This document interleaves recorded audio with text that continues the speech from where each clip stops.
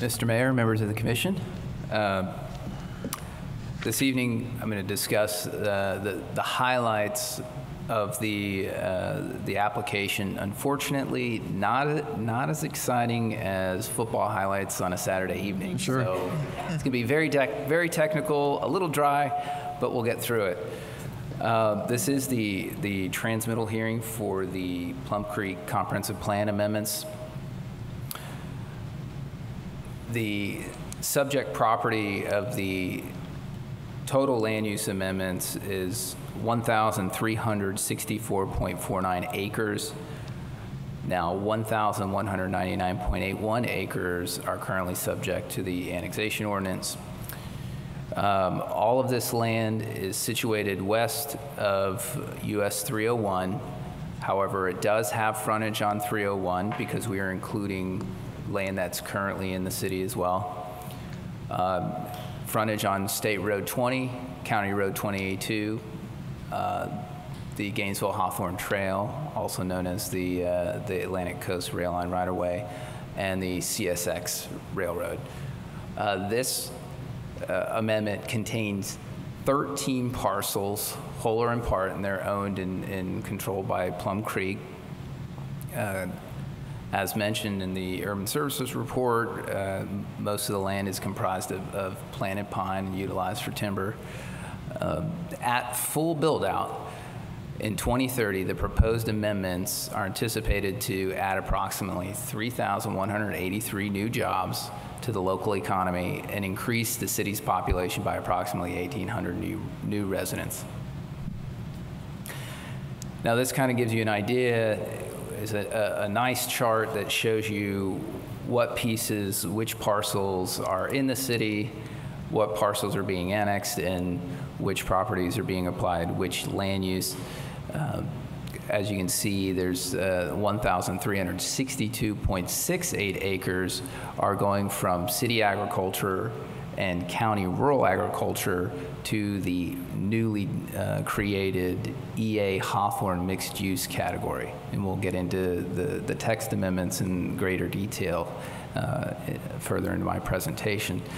The remaining 1.81 acres is going from county rural agriculture to city commercial, and I'll show you here generally where those properties are. Now again, the areas that are, or the subject property is in the hatched pattern here, but we've also got, as I mentioned, city proper, or pardon me, land that's already in the city that's owned by Plum Creek that is subject to this application.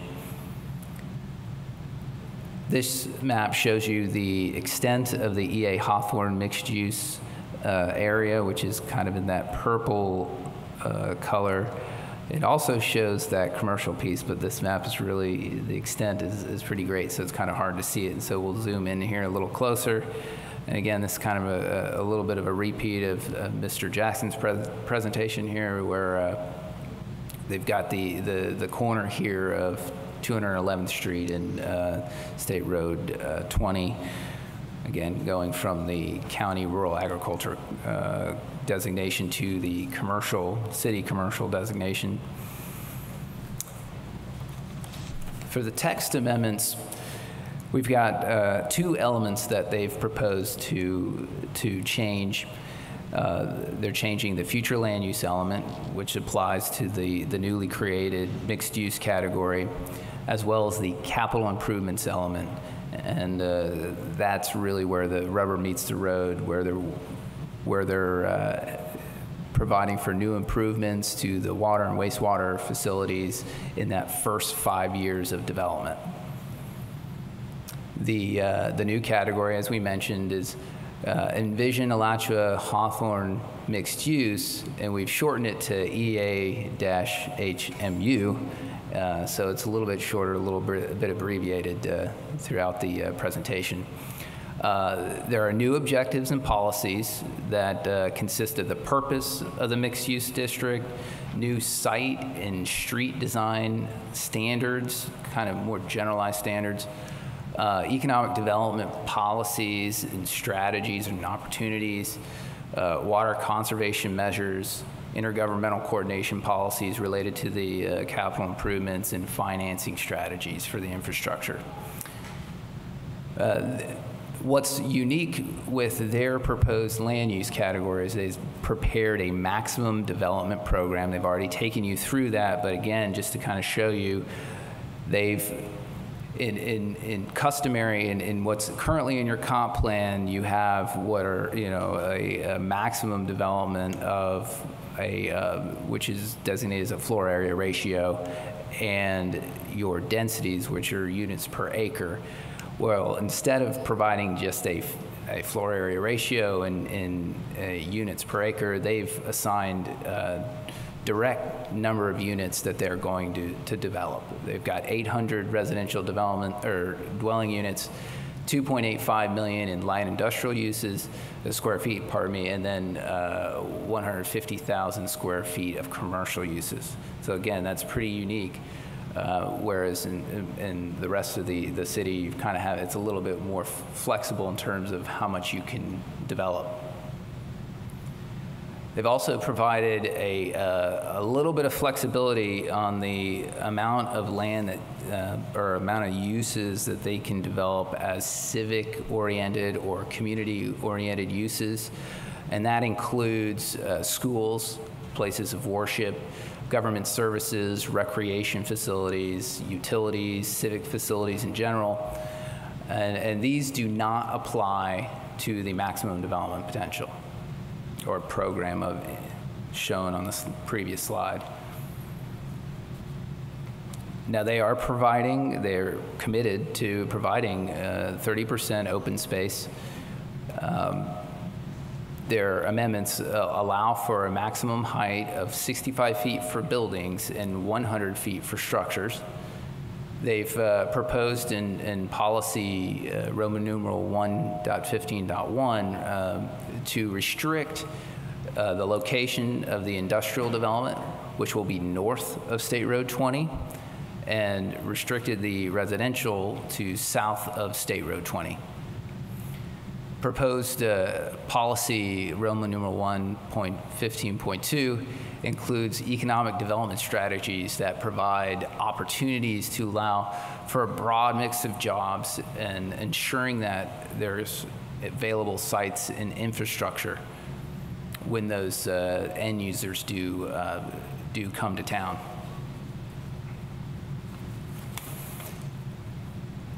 Future land use element policy, Roman numeral 1.15.3, again provides kind of general design standards that promote pedestrian, bicycle, and transit-friendly environments, compact developments, so slightly more urban, not as sprawling, interconnected street networks, buildings oriented closer to the street, providing a more comfortable space for pedestrians and cyclists, and locating residential uses within a quarter mile of the recreation or open space conservation lands.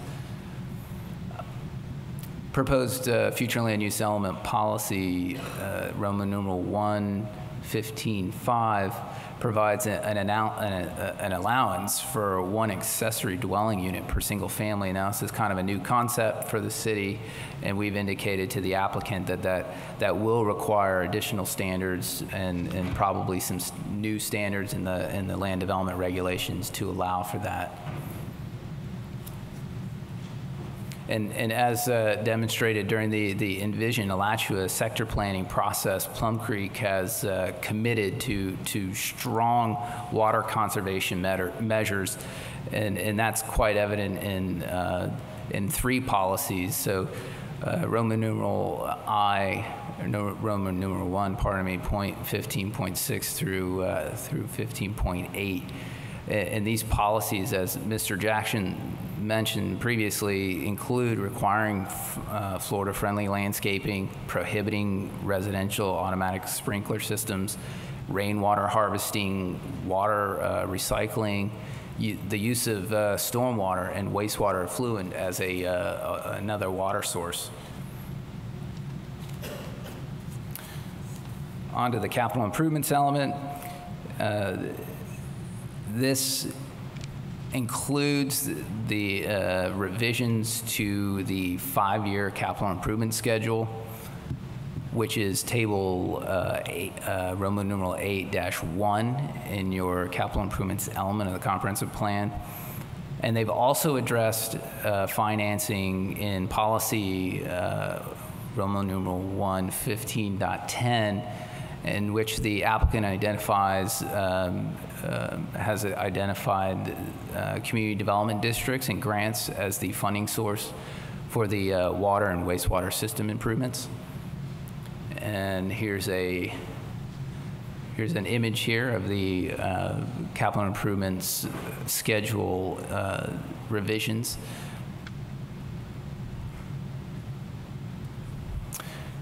So now we get into the even more technical side of the report, and we're going to look at the analysis. And what I did was I tried to condense it as much as I could, but give you the most pertinent information. So please stop me if you have questions, or if you're confused with what we see on any of these slides.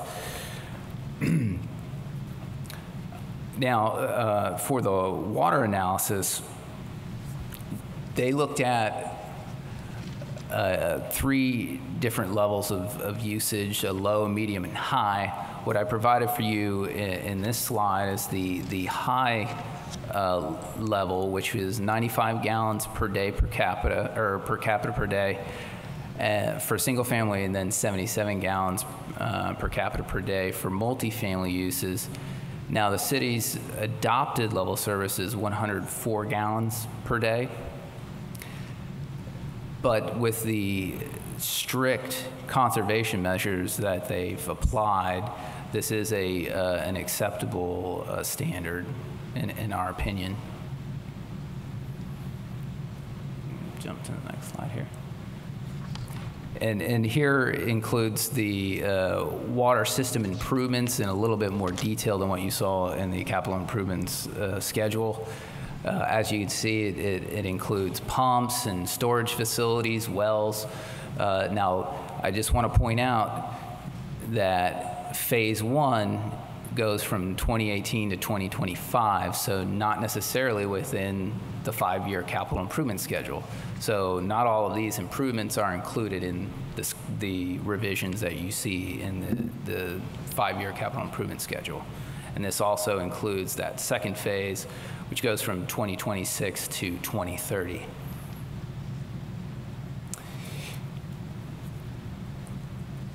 Now, the analysis of wastewater facilities and wastewater flows is based on a 90% usage of the water demand. So, in other words, if we've got 100 gallons used for water, 90% of the 100 gallons would be 90 gallons, and that's how much wastewater they've anticipated. And as you can see here, this again shows you that low, medium, and high, or low, average, and high. They've got 0.9 million gallons per day is the projected at the highest level for wastewater facility or wastewater flows.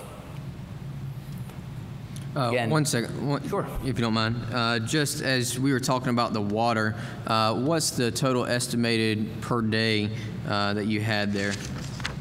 Was that the 1.5 million gallons per day? For the water? Right.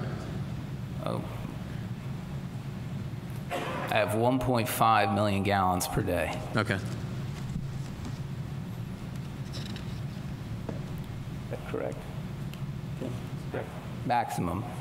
Maximum, right.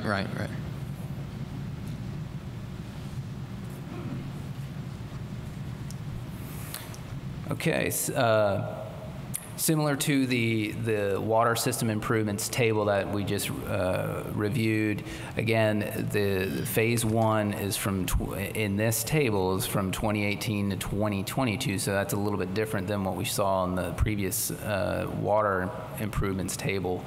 And again, this particular phase includes the expansion of the wastewater treatment facility by 0.5 million gallons per day. Transportation.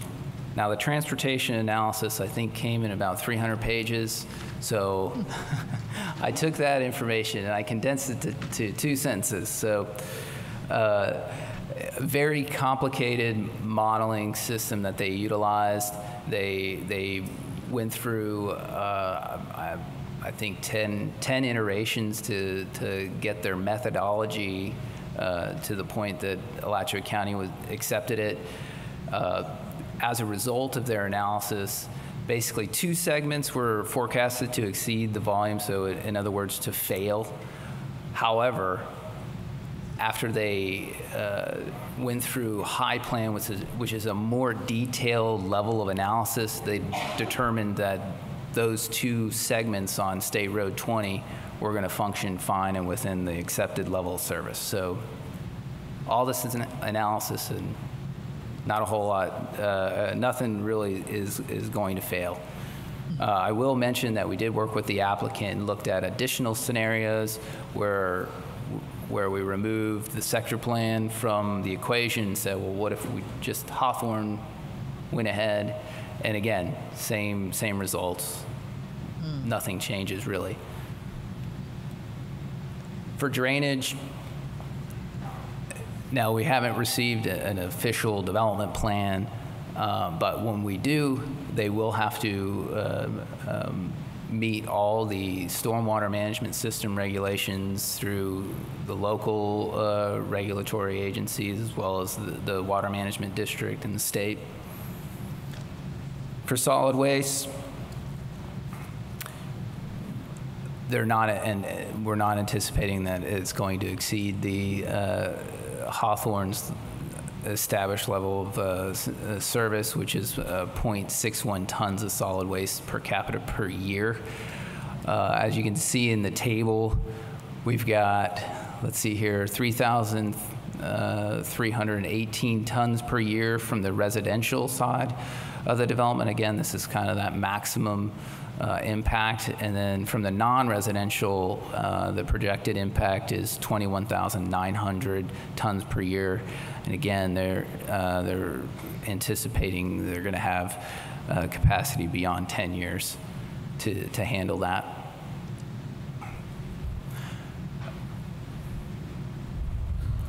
For fire protection and police protection, the city does not have level of service standards in their comprehensive plan for fire or police protection. However, under the current agreements with the Alachua County Fire Rescue and with the Alachua County Sheriff's Office, the subject property will be served. So essentially nothing will change. The demand won't change because they're currently being served already. As far as wetlands go, the gross land area of the EA Hawthorne mixed use category is 1,362.68 acres. Of that, 448 acres are wetlands and 106 acres are upland buffers. So that yields about a net usable land area of approximately 809 acres. Again, if they propose any impacts to the wetlands, if there's any mitigation or they have to delineate the wetlands, all of that has to go through the permitting agencies, through the Water Management District, through the Army Corps of Engineers, whoever has jurisdiction of those wetlands. So they still have to follow all those regulations. And this shows you the wetland map provided in the application. Showing it a little hard to see here, but it shows you the extent of the wetlands as well as the upland buffers.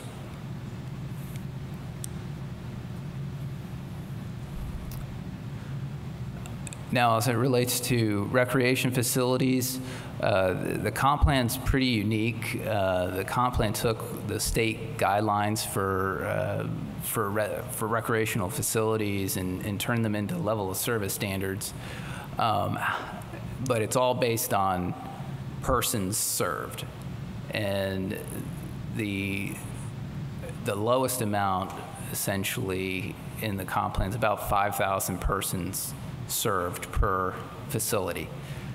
And our current population here in the city of Hawthorne is roughly 1,400 people. So right now we haven't really triggered any of those levels yet, so there really hasn't been an issue in terms of facilities. So we don't really have any deficits, and with the addition of 1,800 new residents, which is the impact of this development, we won't really trigger any of those as well. But as the residential development commences, this is something we need to come back and reevaluate and kind of determine where our levels are for recreation and proceed from there. Again, as I mentioned before, the comprehensive plan has no specific open space requirement. However, in the text amendments, the applicant has committed to providing 30% of their land as open space. And that would be calculated area-wide for within the EA HMU category. For schools, currently there's adequate capacity for elementary and high, and that's out to 2024, where they're projecting one student station deficit at the middle school.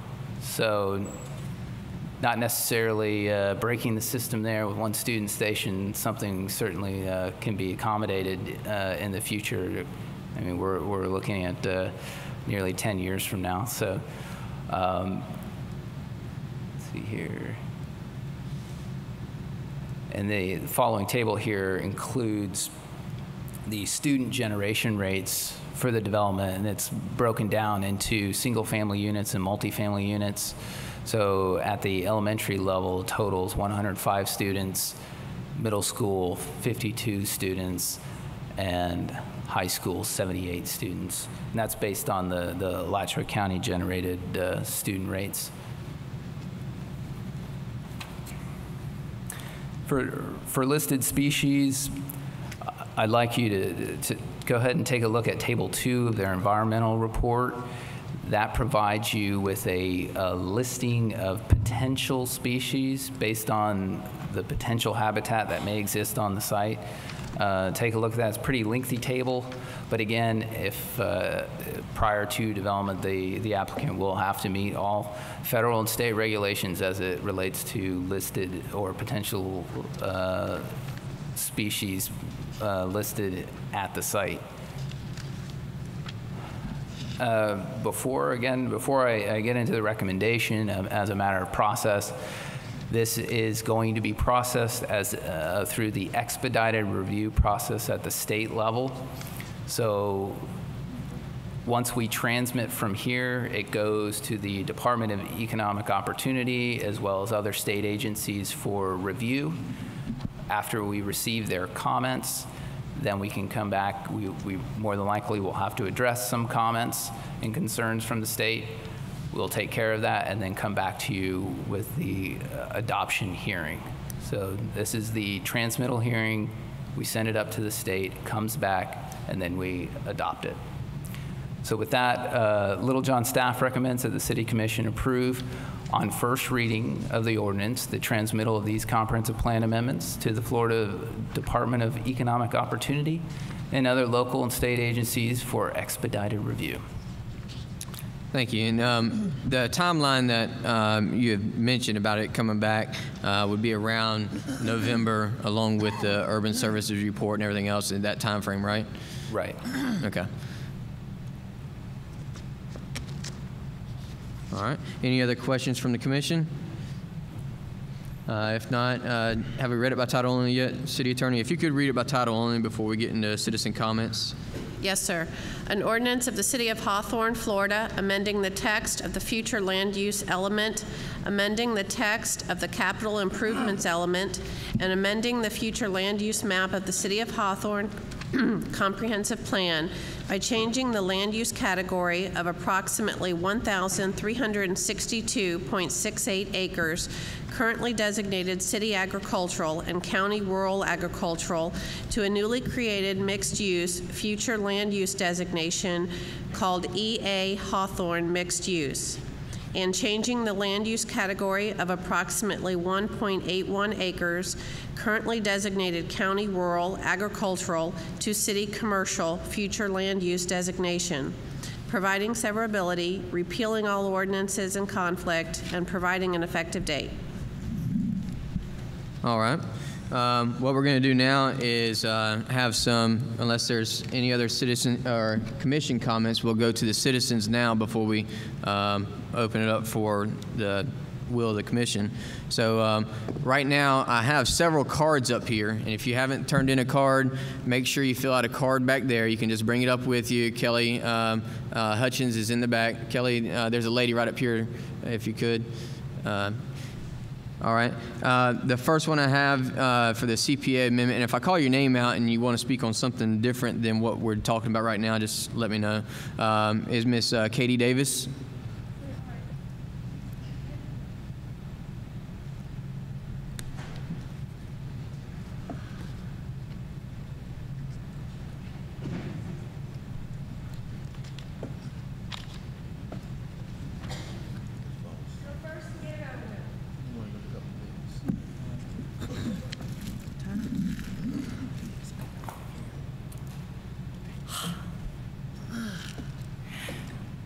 Good evening, everyone. Good evening, commissioners, Mr. Mayor. There's our fantastic city clerk, Ms. Hone, city attorney, and Ms. Voss. Hey, everybody. Let's see who we have here today. We've got... If you could address the dais. Oh, certainly. Yes, sir. See a lot of people here today. I'm really glad to see people here today. Not enough. Right. This is why you don't need to rush this and go voting this on first, second, God forbid first reading. You need to have a couple of readings. I see that, Plum Creek staff, of course, wants to get this right through because that's in their best interest. I really honestly believe the commissioners you need to slow your roll on this a little bit. People deserve more time than they've been afforded to learn about what's going on here, what these issues are, and to hear from all of you. Which of you commissioners, and Mayor, you've taken a public stand on this, which of you commissioners have taken a public stand on this annexation matter? Nobody? I'll submit that that's not only something that, you should do, you have a right to do, but it's your duty. It's why we elected you. We don't vote for, well, some people do. We get some people that don't ever take a stand, that happens, but that's really not right. I heard Commissioner Bear talk about the P&Z meeting last week. She and I were at completely different meetings. Here's the meeting that I was at. We had a board of citizens that couldn't get in a question. I mean, like one little question kind of got answered. City Manager Ellen Voss dominated the entire meeting. It sounded as if it was she making the motion and seconding to go to the vote. They couldn't express any opinions. They didn't have time to do any such thing. And when I pointed out that I thought that was appropriate, I was threatened with being arrested by Donna Bowles of the Hawthorne Chamber of Commerce. I'm going to tell you about this because this has really messed me up. Having a big mouth is not illegal. Saying things that people don't like is not against the law. And I hear a lot about how, our young people, can I move this? Are going to benefit from this in 2050, But what kind of example are we setting them when we show them that, when they're getting raised on robbery, which is what's going on around here? Our town is sucked dry with speculators. And we got a few people who stand to benefit, ready to line up to hand Plum Creek Timber Company whatever the heck it is they want. You need to get some assurances and things in writing out of these people. They've never developed anything. This will be a first. If it happens. This is how they function. And they were not named the Darth Vader of the timber company for no reason whatsoever. 10 seconds? Can I take a breath and then use up my 10 seconds? Sure. Thanks. I'll let you finish your sentence. Thank you. Give me 10 seconds.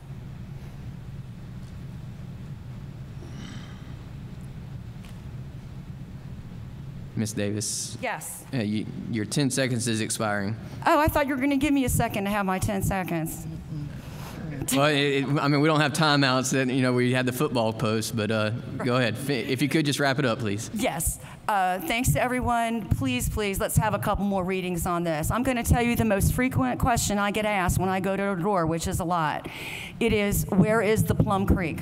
And why hasn't the city told me about this?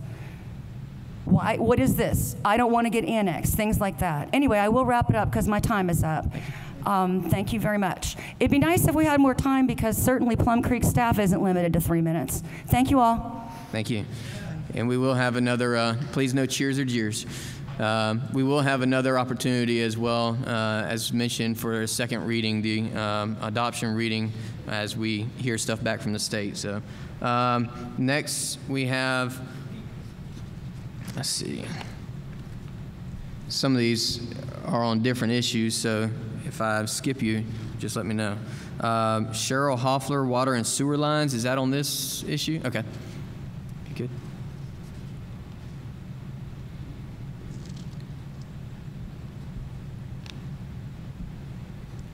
Thank you for hearing me. I've never spoken in front of a group before, but this has bothered my heart so much I couldn't sit still. Yes, ma'am. Most people in small towns have moved to small towns from large towns because they wanted the peace and quiet and to get away from the crime. And I don't think anybody can tell me in good conscience that this isn't going to bring more crime to our city. I think it's a moot point to fight it right now. I think it's everything but a done deal. But I have a question. I have a home and 40 acres right in the middle of all this. And when the lines, the water and sewer lines are run, this is annexed and their lines are run, am I going to be forced to attach to them? No, ma'am. Okay, that's all I have to say. Thank you. I appreciate you coming.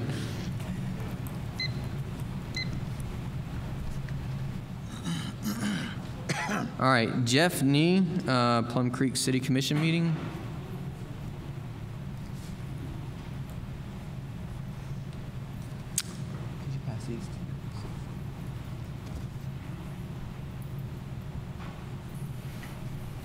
Hi there, Jeff Nee. I don't think this is being rushed through. It's been going on for 4 years. Everything we've heard tonight has basically been said over and over again for 4 years. It's been a process of public input and educated analysis, reanalysis, mitigation, future predictions, whatever. And by now, I think it's a no-brainer. It should be approved. Two things at the meeting last week, the Planning Council, that concerned me were limiting the height lower than what the applicant wanted. I don't think that's a good idea because you may have a factory that needs to be 65 feet tall or a 100-foot structure. We don't know why they picked 65 feet. There's probably a good reason. If it's a big factory, they may need that.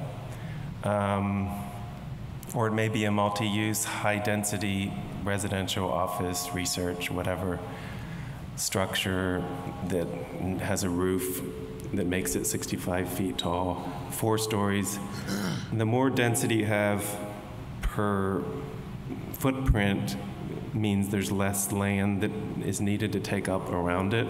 If you have 1-story buildings only, you're going to need a lot more land taken up to have the same amount of square feet. And I don't think that's sustainable. Everybody knows sustainability means more high density and less land used up. And the second thing was the accessory unit. Again, that plays to increasing density. I hope that includes the existing city limits residents. If not, you should consider that in the future, because existing homeowners may want to have a mother-in-law suite or add on a rental unit to help augment their equity that they've built up over the years to help them maintain their property.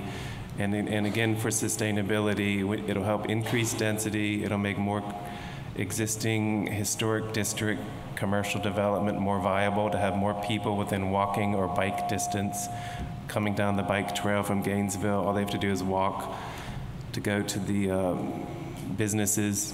That'll be much more viable if there's more density. So I hope you consider that as well. Thank you. Thank you.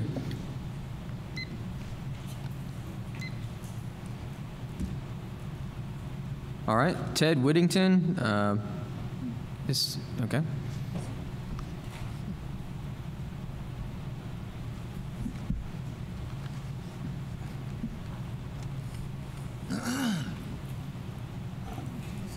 Some of the things I asked on that were already answered, but I have a couple more questions. I'm Ted Whittington. I own the florist here, originally from Lake City.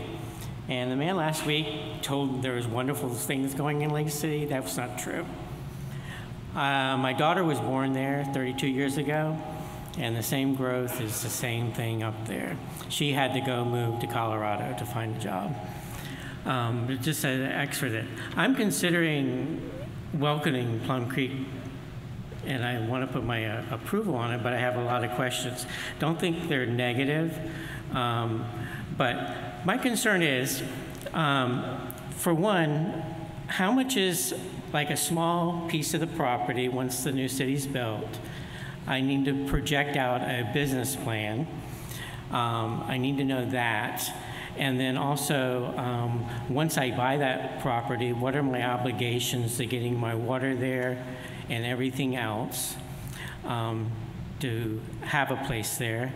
And then also just some things that I think about, because I know I'm old. I'm 57. 50 years projected out means I'm 107. The average person lives to 72. I'm in the flower business. That's most deaths happen. We have a big funeral this weekend. Miss Du Bois, that's her age, in that range. And I just want us as a city to think, are we training our young people to take your positions? Because they're going to be the ones running it. I don't see any young people here to mount this amount of people. I'm just concerned, are we taking on too much? And one other concern, and maybe I'll address this to Mr. Floyd. Jamia and Raymond Q told me, said, talk to Mr. Floyd, he's a good guy. So I'm gonna just address this to you, Jim. On some of the industrial property out there, it looks like it was the old dairy of the Billy Carltons. What are our plans for more food?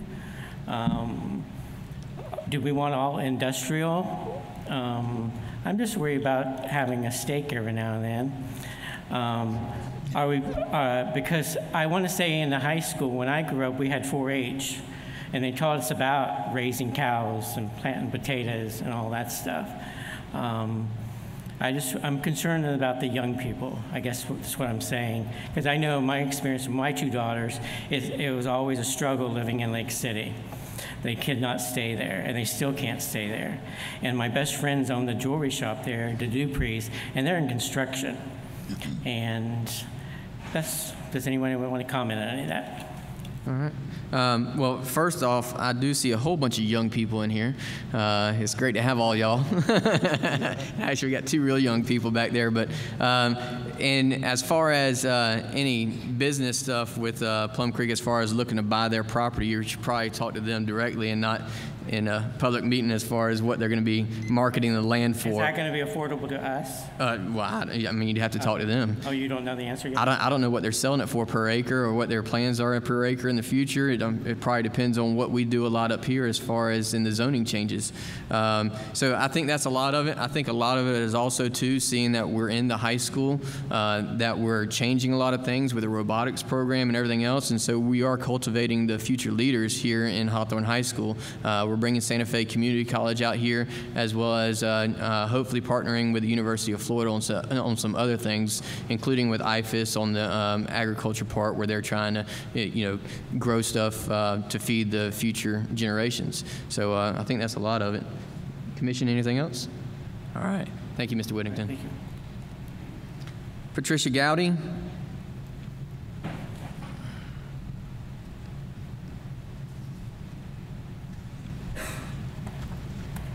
Mayor Sir and City Commissioners, thanks for letting me have this opportunity to speak.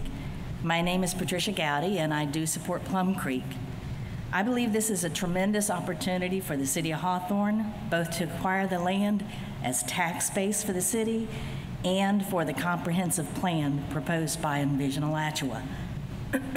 In the last 2 years, I had the opportunity to attend some of their roundtable meetings and was very impressed with two things in particular. Excuse me. The diversity of the individuals working together to form the plan, and the fact that they did indeed work together, even when they disagreed. Because of their efforts, the plan, excuse me, this plan could actually become a model through cities in the United States. If we're fortunate enough to have industry and businesses move into Hawthorne, we know there's going to be growth. I believe we need this plan to control that growth. Hopefully in 10 to 20 years, instead of people saying, oh, we want to grow like Alachua, they're going to say, we want to grow like Hawthorne. Thank you. Thank you. And also, Mr. Whittington, I think you're still here. In probably 50 years, most of us will be in the flower business by pushing up flowers. So, just not to give you competition, but thank you. All right, if we can, Susan Davenport, Regional Economic Development.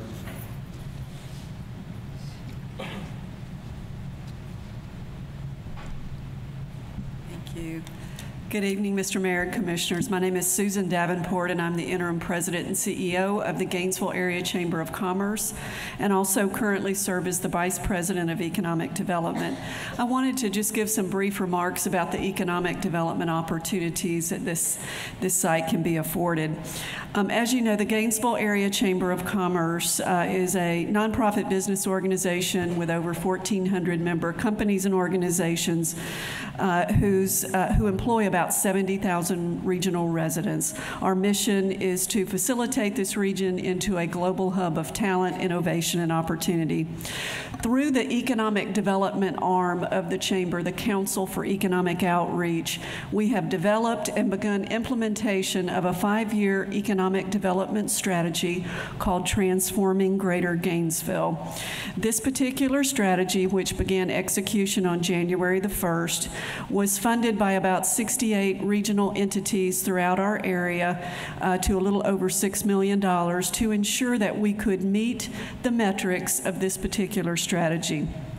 And I want to say a few remarks about those metrics.